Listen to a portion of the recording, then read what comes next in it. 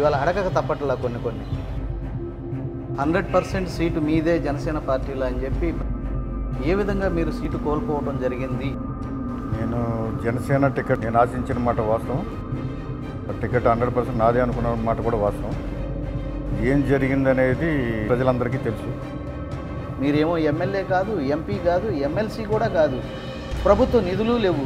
ఏ విధంగా ఇవన్నీ మీరు చేయగలుగుతున్నారు? బీసీ, ఎస్సీ, ఎస్టీలను కూడా కాపుల కన్నా ఎక్కువ మీరు గౌరవించుకుంటూ ఐలాండ్ దిల్తలక్ అనేది ఒక ఐలాండ్.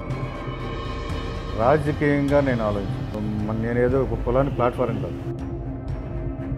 రాష్ట్రంలోనే మోడల్ నియోజకవర్గంగా నా అవనిగడ్డని నేను ఎమ్మెల్యే కాకపోయినా కానీ ఎందుకు తీర్చిదిద్దలేను అని చెప్పి మనిషి మంచి పనులు చేయడానికి పార్టీ తోడవసరం, అధికారులు తోడవసరం. మోడల్ కాన్స్టిట్యూన్సీగా తయారు చేయాలంటే అది నా ఒక్కడి వల్లే కాదు.